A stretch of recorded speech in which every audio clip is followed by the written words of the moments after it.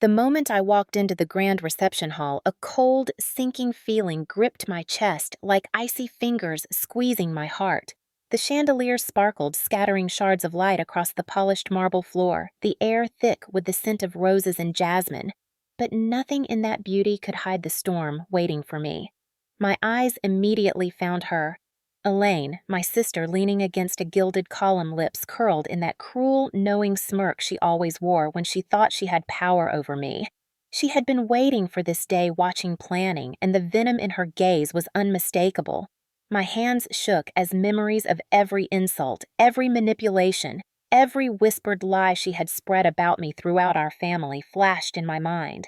I had dreamed of this day for decades, a wedding meant to celebrate love, a sanctuary where I could finally feel safe, cherished, and free. Instead, it was about to become a stage for her cruelty. As I took my first cautious step forward, she straightened her movement deliberate, calculated like a predator preparing to strike. Then the word came sharp, cutting through the murmur of guests, crystal glasses clinking and soft piano music in the background. "Bitch!" She spat it with precision, her eyes glittering with pure malice. The entire room froze, the sudden horror spreading like a shockwave. I felt the blood drain from my face, the color leaving my lips, my pulse hammering in my ears. Before I could respond, before I could even process the humiliation, she seized the nearest teacup filled with steaming hot liquid and flung it with a brutal, vicious arc that landed squarely on the front of my wedding gown. The scalding heat seared my skin instantly, a fiery pain that stole my breath and sent a scream ripping from my throat. I tried to step back, tried to shield myself, but the hall was crowded, the marble floor slick from the spilled tea threatening to send me crashing to the ground. The guests gasped, some recoiled, others whispered nervously, but no one intervened. My parents, seated near the front, watched with wide eyes and faint smiles, doing nothing, silently condoning her actions. The combination of the pain, the shock, the betrayal, and the realization that my own family had abandoned me in this moment of attack pressed down on me like a crushing weight. Elaine stepped closer, her fingers grazing the hem of my gown as if to tear it further, and laughed a sound so cold it sent shivers down my spine. Every ounce of composure I had fought to maintain for this day shattered under the weight of her cruelty. I could feel tears forming, the humiliation and fury coiling in my stomach, threatening to spill over. And yet, amid the chaos, a small, fierce spark ignited within me, a burning resolve that I would not allow this moment to define me, that I would reclaim my power in a way she could never anticipate. Every glance from her, every smirk, every whisper of gasping guests only fueled it further. The pain of the hot tea, the sting of her words, the silent betrayal of my parents, all became the fuel I needed. I straightened my back, drew a deep, steadying breath, and allowed the ember of defiance to turn into a roaring fire.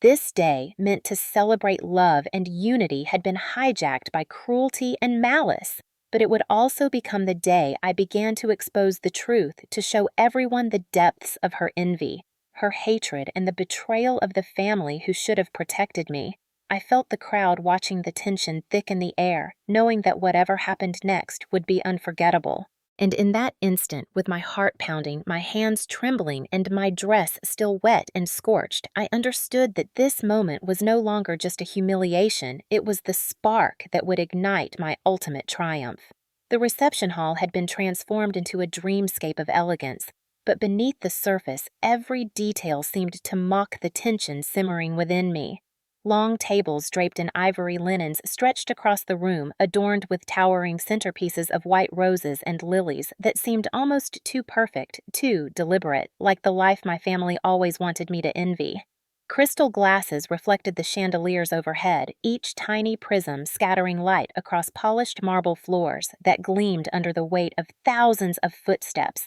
Yet in this moment, every step felt like it would betray me. Guests milled about, champagne flutes in hand, their smiles polite, but eyes darting, sensing the silent storm building at the corner of the hall where Elaine lingered. I could see the subtle glances, exchanged whispers hovering on the edges of conversation, a current of anticipation that threatened to pull me under before the real chaos even began. My groom, Jonathan, was trying to keep a smile on his face, attempting to reassure me with gentle touches on my arm. But I could feel the tension radiating from him, a silent understanding that this day meant to be ours had become a minefield of emotional landmines set by people I had called family. The music from the string quartet added a surreal layer, a sweet, delicate melody that contrasted violently with the storm brewing at the entrance, creating a dissonance that made my stomach churn. I caught sight of the guest list I had meticulously planned, the friends and colleagues who had supported us,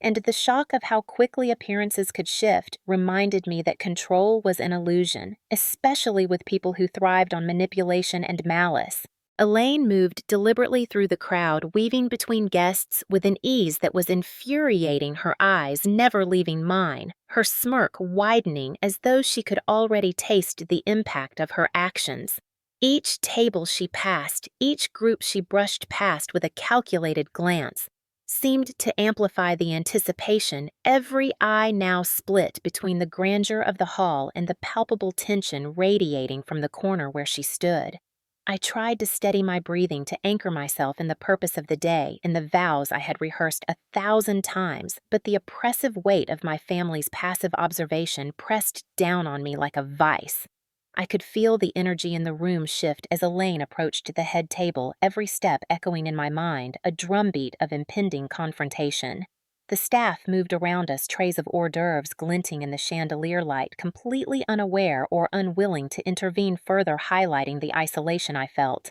I glanced at my mother, seated in the front row with her perfect posture and faint amused smile, a subtle signal that she condoned, even encouraged the humiliation that was about to unfold. My father sat stiffly beside her, his hands folded neatly on his lap, a silent observer, yet his eyes betrayed a flicker of pride at the chaos his daughter had orchestrated. The contrast between the delicate beauty of the flowers, the soft music, and the violence poised to erupt in moments was almost surreal, each element amplifying the other. The scent of fresh lilies mixed with the faint tang of perfume and the underlying heat of the hall, creating an almost hallucinatory environment where every sense seemed on edge. I could feel the sweat prickling at the nape of my neck as anticipation coiled in my stomach, knowing that the room's beauty was merely a stage, a backdrop for the drama, betrayal, and confrontation that would define not only this day, but the way my life had been shaped by family control and manipulation. In that instant, as Elaine reached the threshold of the head table, poised like a predator ready to strike, I realized that every carefully arranged detail, every polite smile, every polished surface was now a witness to the unfolding war, a war that had been silently waged for decades, and one I was finally prepared to respond to with calculated precision, intelligence, and unyielding resolve.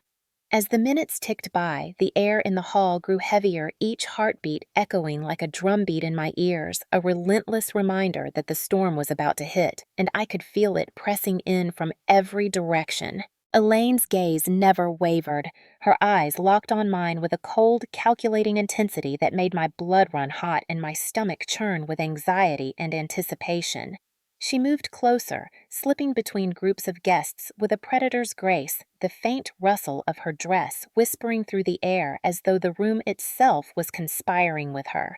Every polite laugh, every clink of champagne glasses seemed to exaggerate the tension, a dissonant symphony contrasting with the invisible tension knotting my chest.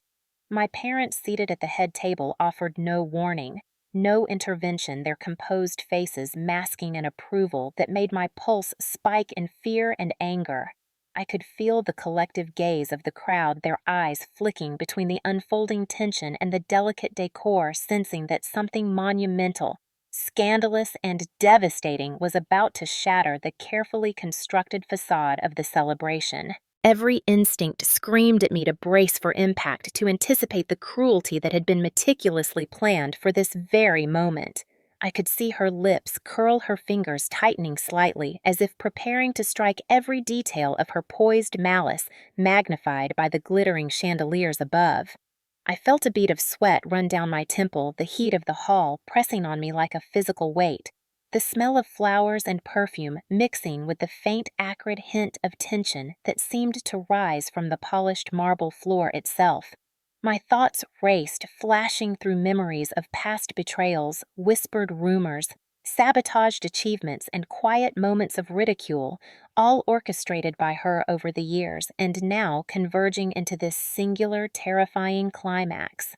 The guests shifted uneasily, sensing the silent battle murmurs brushing the edges of the music, their collective anticipation almost palpable, each pair of eyes a mirror reflecting my own apprehension and disbelief. I tried to steady my shaking hands to remind myself that I had control, that I was not powerless, that I could navigate this treacherous landscape with intelligence and poise, yet the closeness of her presence, the air, charged with her animosity, made my pulse spike uncontrollably. Every detail of the room, the sparkle of crystal glasses, the gleam of polished cutlery, the soft folds of my gown felt magnified, each element a witness to the cruelty that was about to erupt. I could see the subtle shifts in the staff's posture, the way their eyes darted nervously toward the looming confrontation, unsure whether to intervene or flee a reflection of the paralysis that fear can instill,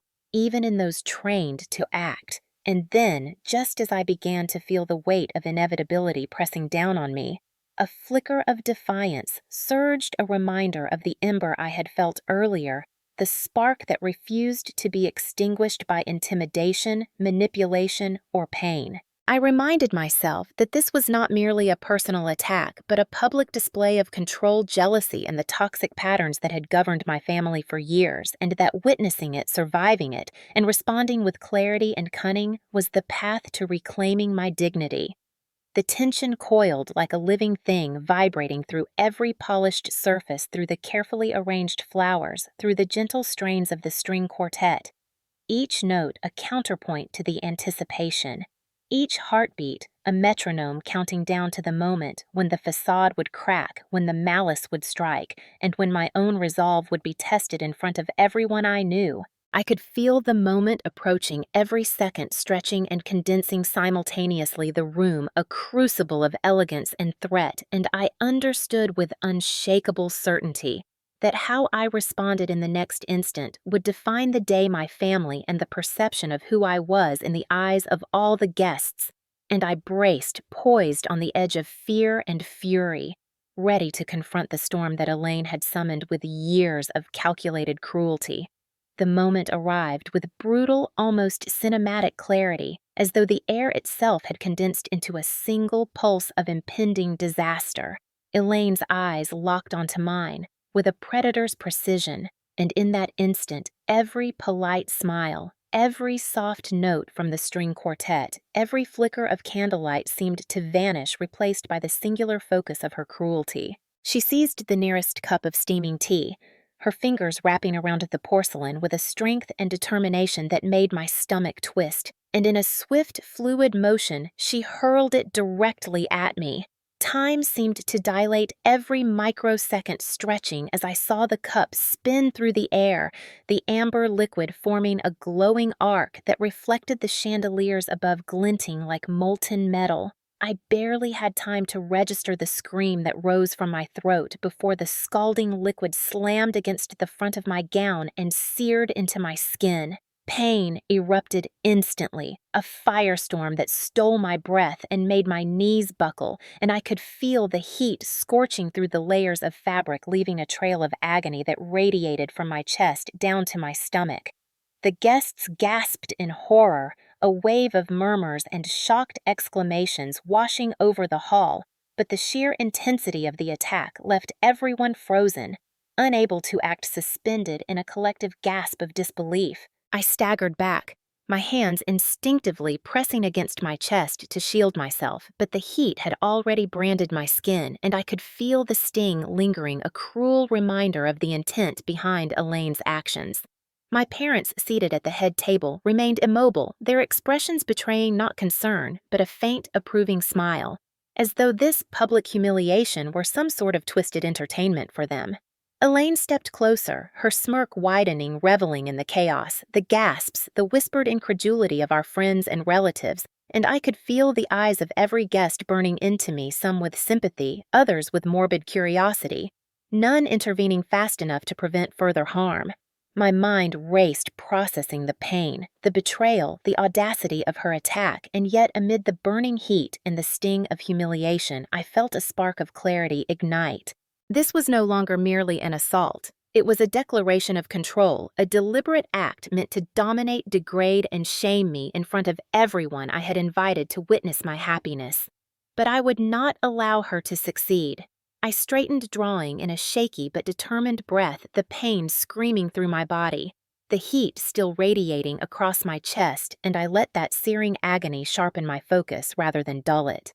Each step she took toward me was met with my rising resolve, a quiet fury that radiated from my very core, demanding that this moment intended as my destruction instead become a turning point. The juxtaposition of the lavish setting, the delicate music, and the sudden eruption of violence created a surreal, almost cinematic tableau where elegance and brutality collided in stark, undeniable contrast. I could feel my hands trembling not from fear, but from the raw energy of controlled anger, the determination to reclaim authority over a scene that had been hijacked by malice. Guests shifted uncomfortably, sensing the tension, feeling the electric charge of anticipation that my response would carry, and I knew that every eye would witness the next moves I made. The silent declaration that I was neither powerless nor broken. The act itself, Elaine's throw of hot tea, would leave its mark physically and emotionally, yet it also crystallized my resolve, transforming pain into fuel, humiliation,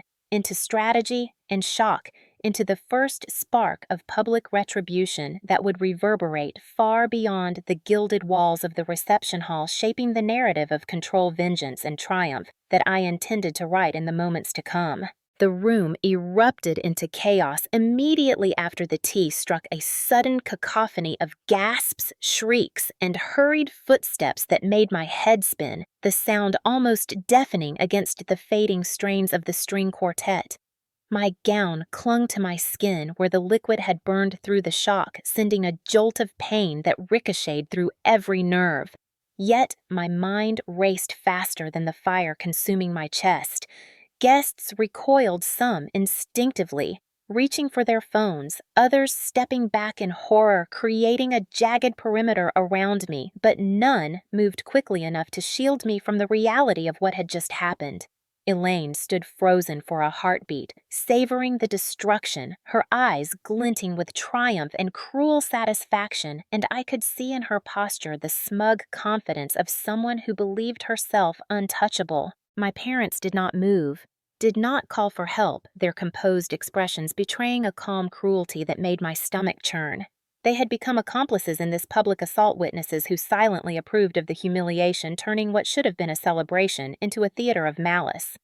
My groom Jonathan rushed to my side, his hands steadying me, his whispered apologies brushing against my ear. But even his calm presence could not erase the sting, the shock, or the deep, burning humiliation that Elaine's act had inflicted. I could feel every eye in the room on me, their reactions, a blend of pity, disbelief, and fascination, as if the elegance of the setting amplified the audacity of the assault. The heat of the tea still radiated across my chest, and the sting of betrayal cut deeper than the physical burn, each sensation intertwining a visceral reminder of the years of subtle sabotage, quiet manipulation, and overt cruelty that had culminated in this singular act of violence. I could hear whispers circulating, soft exclamations of horror, tentative gasps that hinted at scandal, and a growing tension in the air that made the chandeliers above seem to pulse in rhythm with my heart. Every thought flickered through my mind, every memory of Elaine's calculated attacks over the years, every betrayal, every whisper, every sly smile that had masked her envy and intent, all coalescing into a sharpened awareness that I could not let this moment define me. My limbs trembled from a combination of fear, pain, and adrenaline, yet a fierce, clarifying anger surged, reinforcing a quiet but undeniable truth. I would not be broken in public, not today, not ever, and this room filled with witnesses would see the consequences of her actions. I caught sight of the guests closest to the head table, their expressions oscillating between shock and curiosity, and I realized the stage was set not just for me to endure, but for me to reclaim authority for the narrative of humiliation to transform into a story of calculated retaliation. The surreal collision of elegant celebration and immediate violence made every movement feel amplified, every glance charged with tension, and every breath I drew a negotiation between pain and composure. Even as Jonathan guided me to the edge of the table to dab at the burning fabric, my mind raced ahead, plotting the ways I could assert control, restore dignity, and expose the malicious undercurrents of my family to everyone in the hall. Elaine's smirk faltered slightly as she sensed the shift, the first tremor of doubt crossing her features, a crack in the armor of her self-assured cruelty. The guests' collective unease hung like a tangible weight in the air, a suspended awareness that something extraordinary had just occurred, a singular act that transformed a wedding reception into a battlefield of morality, courage, and calculated response. In that suspended electric moment, I realized with crystal clarity that the act of violence was only the beginning, a catalyst that would illuminate decades of manipulation, jealousy, and control, and that my response, measured yet resolute, would set the tone for the confrontation, justice, and resolution that was about to unfold before every eye in the room. Pain and humiliation surged through me like twin storms, but even as the scorching tea burned my chest and my gown clung uncomfortably, a mental clarity sliced through the chaos, sharpening my focus and pushing adrenaline into precision. I realized that in this moment, any uncontrolled reaction would play into Elaine's hands and further validate my parents' approval of her cruelty, so I forced myself to inhale steadily to anchor my trembling limbs and to convert shock into calculated composure. Every eye in the room, from guests frozen mid-step to the staff hovering nervously at the edges of the hall, was now on me, and I understood that the narrative of humiliation could be rewritten if I took control immediately. My first response would have to blend visible resilience with subtle psychological countermeasures that neutralized her power without escalating the physical danger. I reached for a napkin not to douse the entire burn, but to create the illusion of immediate calm, dabbing delicately at the scalded fabric, while my mind raced through the history of Elaine's manipulations, cataloging patterns, anticipating her next move, and preparing the strategic verbal and nonverbal cues that would assert dominance in the social battlefield unfolding. I lifted my head with deliberate steadiness, allowing the faint heat of pain to color my expression, but not dictate it, projecting an image of someone in control despite visible evidence of harm. And this subtle blend of vulnerability and poise began to shift the room's perception, creating cracks in Elaine's carefully constructed narrative of triumph. My gaze met hers, briefly measured, unflinching, conveying a silent message that I had seen her intentions, anticipated them, and that any further aggression would meet not fear but calculated consequence.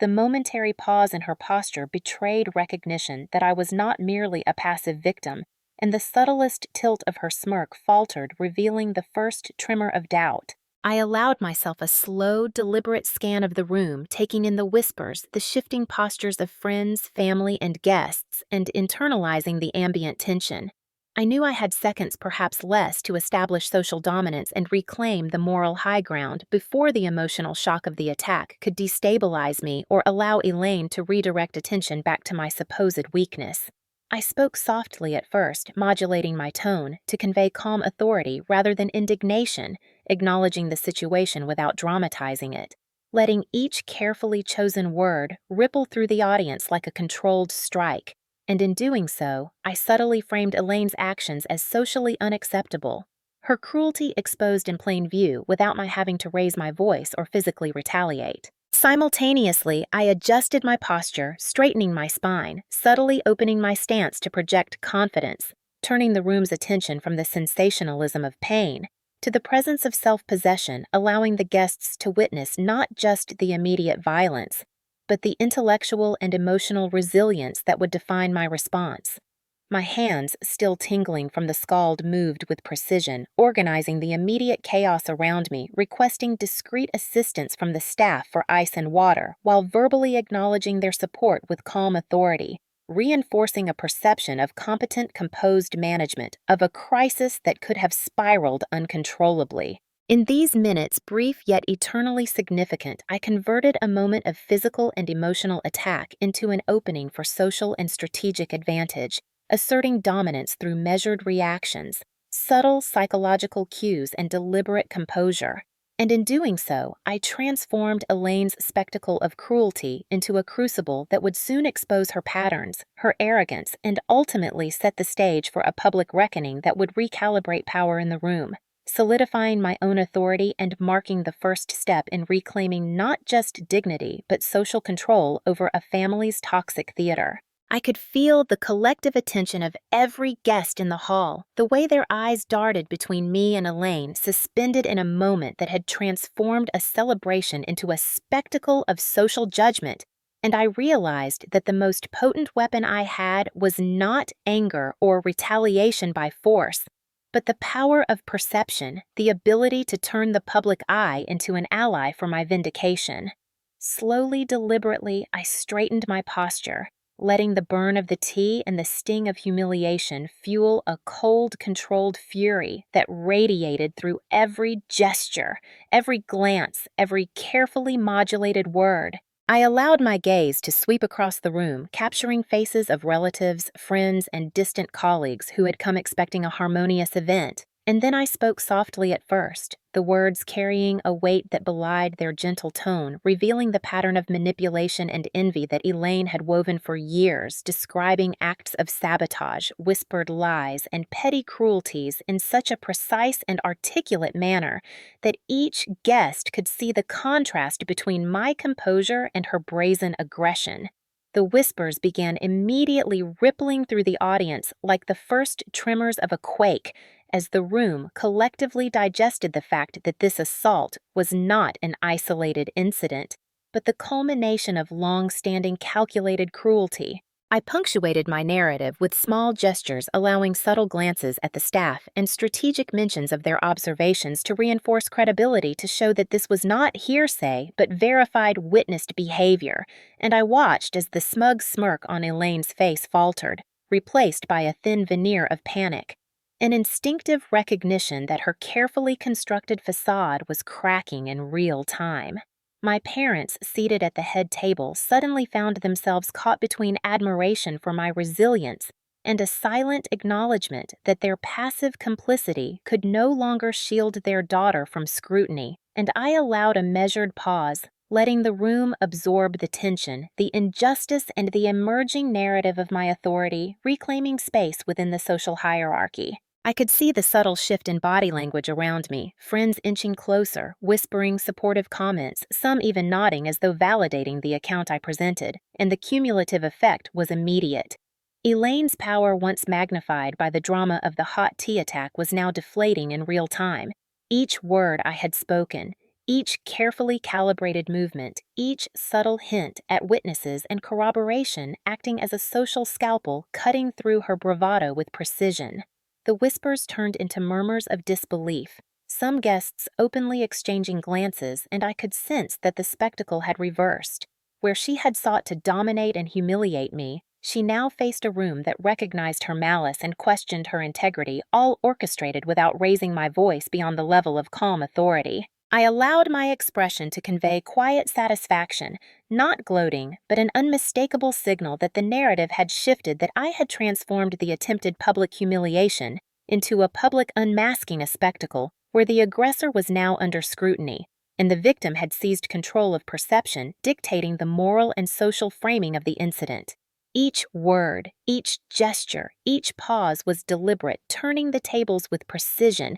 and I could see the first true cracks in Elaine's composure, the tremor in her smile, the faltering posture, all under the watchful eyes of guests, who now witnessed not just a heated family altercation, but a strategic reclamation of dignity, authority, and social power. By the time I concluded with the faintest hint of a controlled, victorious smile, The room had shifted irreversibly. Elaine's bravado, the cornerstone of her public cruelty, had been exposed and undermined in a matter of minutes, replaced with a palpable social isolation that would linger long after the reception, ensuring that every witness understood the consequences of her actions, the resilience of her target, and the inevitability of public justice when malice is measured and countered with intelligence, composure, and tactical social mastery. The room had quieted, yet the air remained thick with tension, a residue of shock and unspoken judgment that clung to every guest, making each movement deliberate,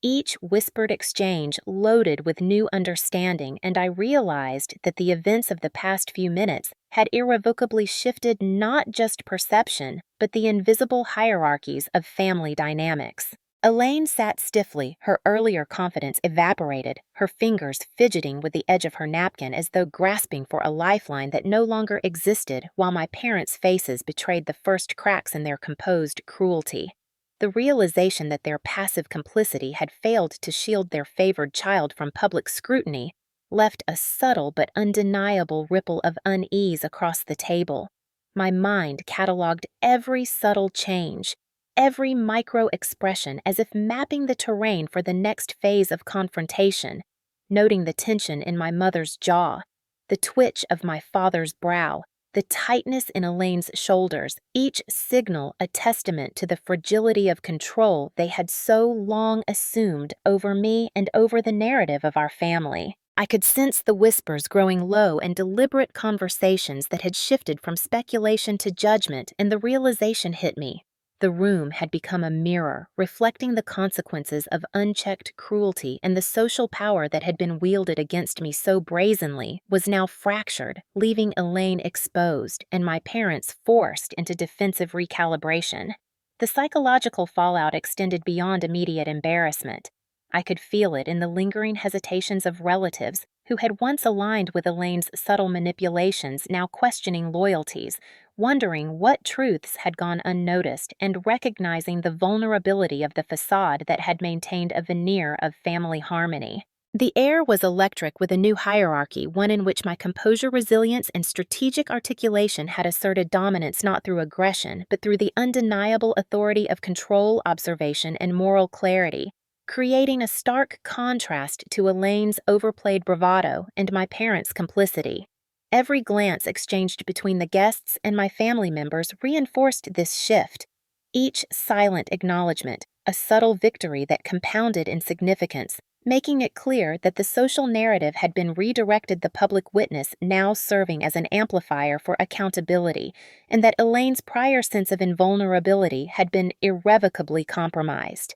I could feel the weight of history, the years of manipulation, passive sabotage, and orchestrated humiliation, now distilled into this single public moment where social perception had become the arbiter of consequence, forcing my family to confront the imbalance of power they had perpetuated. My own emotions, a blend of lingering pain and rising triumph, allowed me to project calm authority while internally cataloging the psychological shifts, observing the subtle cracks in alliances, the hesitation in voices once used to belittle me, the flickers of doubt that replaced certainty. All evidence that control had been wrested away from those who sought to dominate through cruelty and replaced with a reality in which my strategic resilience and moral clarity commanded respect. In that suspended moment, the family dynamic had been irrevocably altered. Elaine's dominance had been exposed as fragile, my parents' complicity had shifted from shield to liability, and the room itself had become an active witness to the consequences of toxic behavior.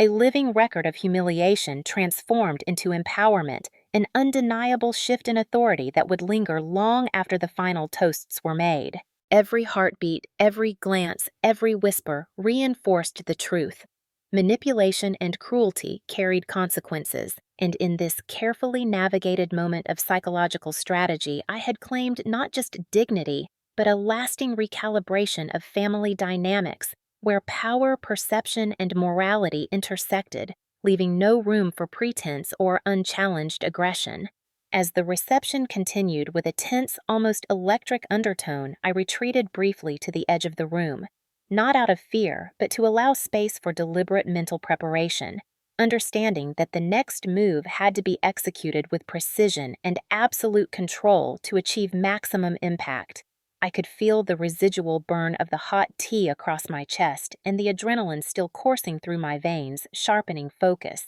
heightening perception, and allowing every detail of the room, every expression on Elaine's face, every subtle shift in my parents' posture to register with clarity. In these critical moments, I reviewed every prior encounter, every insult, every manipulation, every whispered slight that had built the foundation for this toxic hierarchy, cataloging patterns, anticipating potential defenses, and devising contingencies for every reaction that Elaine or my family might attempt in response to my forthcoming strategy. I understood that public confrontation required more than emotion. It required strategic orchestration timing and psychological leverage, turning the accumulated tension and moral outrage into a spectacle of undeniable consequence.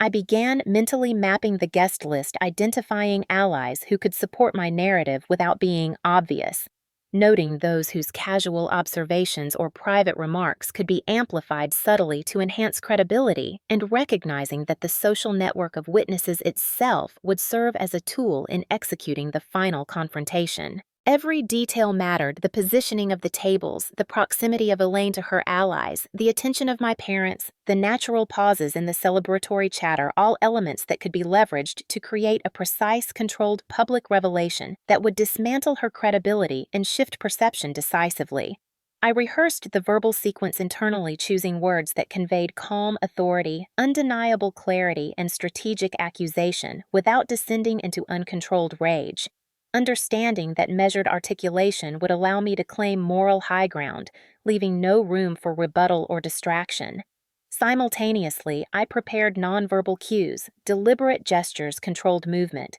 subtle eye contact with key guests, pauses that would emphasize impact, and facial expressions that balanced restrained triumph with poised composure, signaling to the audience that I held power, control, and insight while my adversaries were exposed. I also anticipated counterattacks, potential interruptions, defensive reactions, or attempts to redirect blame, and mentally rehearsed ways to neutralize each with precision, ensuring that the narrative would remain under my control from the first declaration to the final revelation. The planning extended to contingencies. If Elaine tried to escalate physically or verbally, I had backup strategies to expose aggression without risk to myself, using witnesses and carefully orchestrated visual cues to solidify accountability, transforming any potential chaos into a demonstration of her recklessness and my tactical mastery. I visualized the unfolding sequence, every beat, every reaction, every gasp, every shift in attention, constructing a mental storyboard where the crescendo of public exposure would peak and the moral and social consequences would be clear, immediate, and undeniable,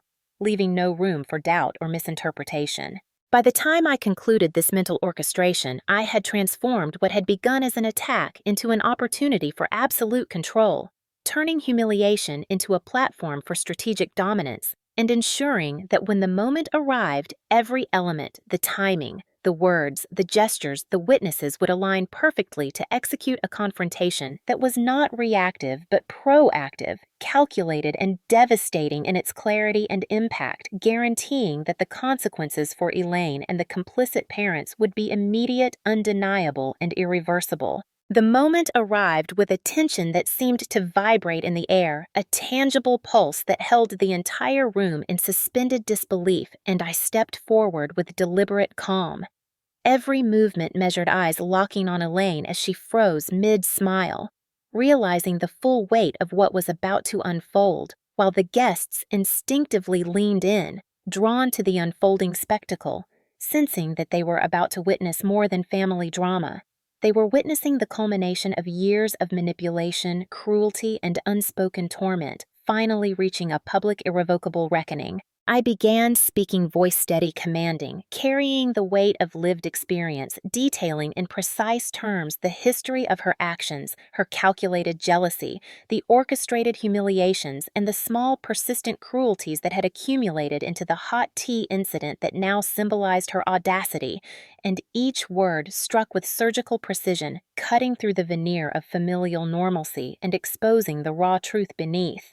Guests shifted uneasily as I cited corroborated instances, moments witnessed by others, subtle but undeniable patterns that no one could reasonably dispute. And the whispers grew first uncertain, then insistent, as the room collectively processed the revelation that Elaine's brazen attack was only the apex of a long history of manipulation and malice. My parents, seated rigidly, could no longer maintain a posture of passive complicity. Their eyes flicked anxiously between Elaine and me, a silent acknowledgement that the social and moral balance had shifted irrevocably, that the carefully curated hierarchy of control had been dismantled by a combination of evidence, composure, and public exposure, and I could feel the momentum tipping the energy of the room, aligning with my narrative, making the humiliation of the aggressor both undeniable and immediate. I paused briefly, letting the silence stretch just long enough to magnify the weight of truth, and then continued highlighting not just the acts of cruelty,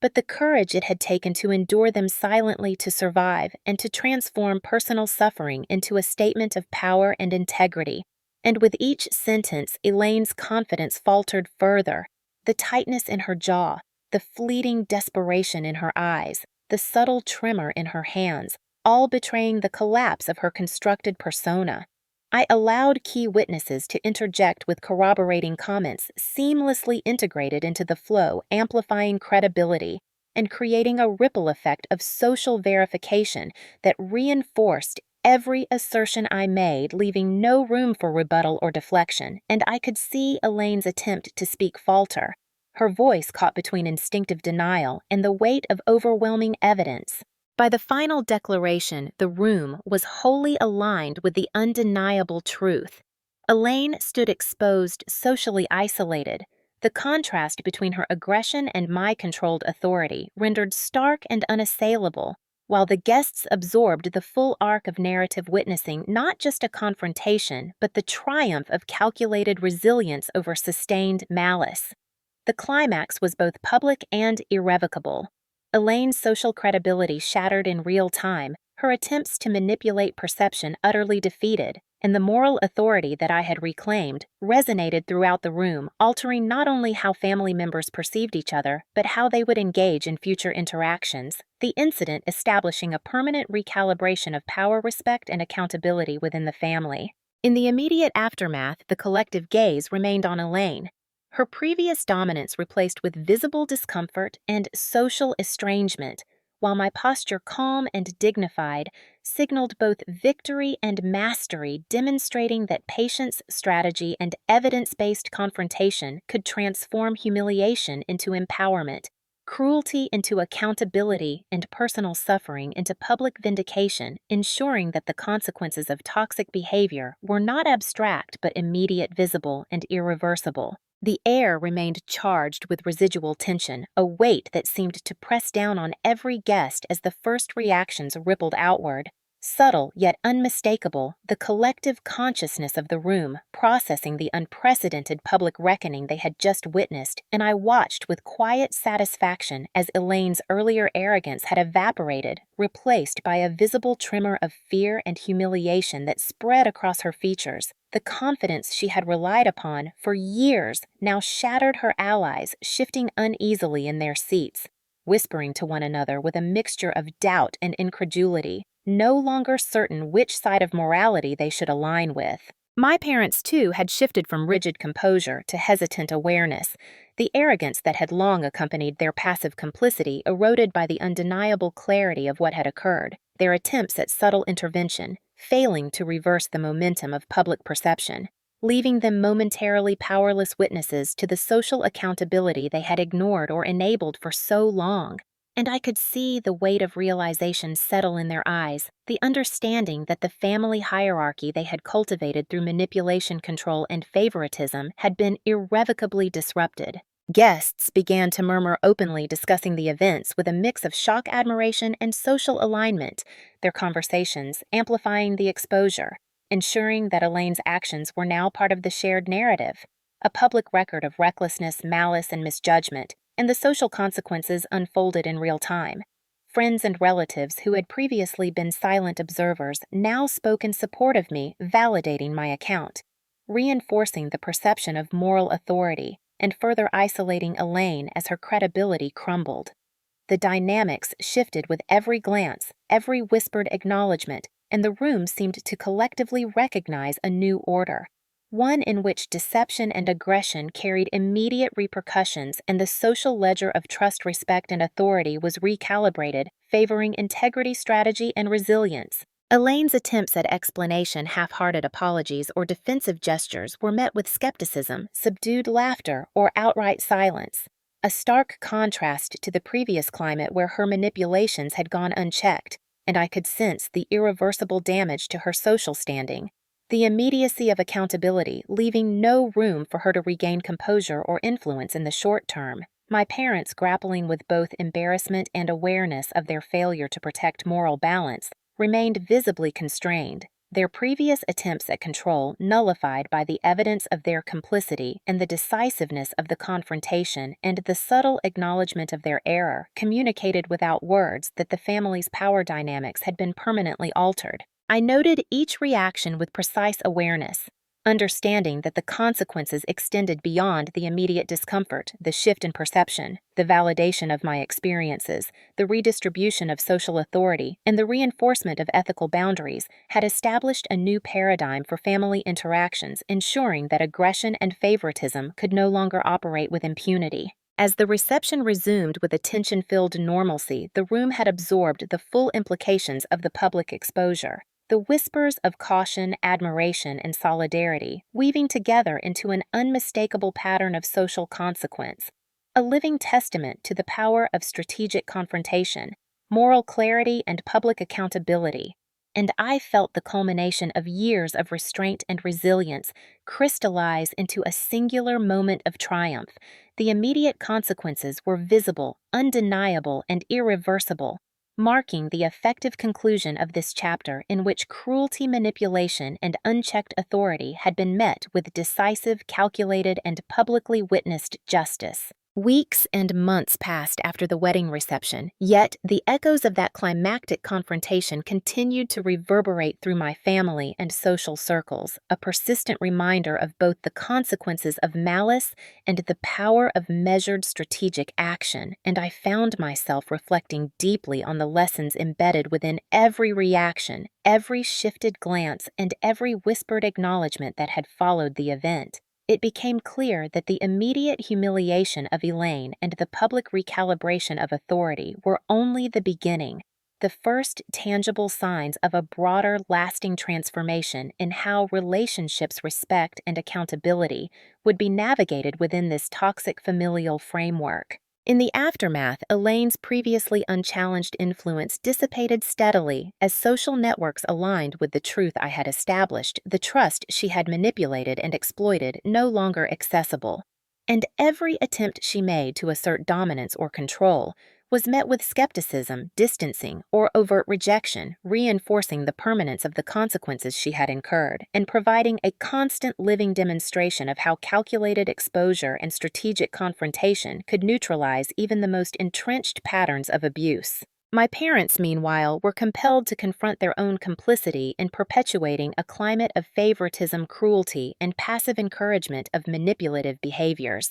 The public nature of the confrontation had left no room for plausible deniability, and they were forced to reassess their values, priorities, and role in the family, a reckoning that revealed the depth of their failures while simultaneously allowing space for reflection, growth, and the slow rebuilding of trust, though always under the enduring scrutiny of those they had once underestimated or dismissed. I, on the other hand, experienced a profound sense of liberation, a reclamation of agency that transcended the superficial triumphs of social validation, and found that the combination of resilience, intelligence, and strategic planning allowed not only for immediate justice, but for the establishment of a personal boundary that no longer permitted interference, cruelty, or intimidation to shape my life or decisions. The social and psychological impact extended beyond my immediate family, influencing mutual friends, extended relatives, and colleagues who had once been passive observers, now witnesses to the consequences of unchecked aggression and the efficacy of composed, calculated response. And this ripple effect created a broader awareness that toxicity and manipulation were not to be tolerated, that courage coupled with strategy could enforce accountability in ways that were visible, tangible, and lasting. Over time, I also recognized the subtle internal transformation that had accompanied the external resolution, where fear, resentment, and helplessness had once dominated. A sense of clarity, empowerment, and emotional equilibrium took root, fostering a renewed capacity for empathy, discernment, and measured engagement with those who were genuinely supportive while maintaining a firm, unyielding boundary against those who had proven themselves destructive. I reflected on how the public exposure, while intensely dramatic and emotionally charged at the time, had ultimately provided a framework for enduring change, demonstrating that acts of cruelty, even when normalized within family structures, carried inherent consequences when met with deliberate, informed resistance, and that personal liberation often required both strategic courage and the willingness to confront deeply embedded dysfunction in a way that was visible and undeniable. In conclusion, the resolution was not merely about punishing past transgressions, but about establishing a long-term paradigm of accountability, self-respect, and empowerment, ensuring that the toxic patterns that had dominated my family for years were interrupted permanently, that the narrative of abuse and favoritism was replaced by one of justice and clarity, and that I could continue to move forward with confidence, resilience, and the knowledge that strategic, intelligent action could transform even the most harrowing circumstances into a foundation for long-lasting empowerment and vindicated self-worth.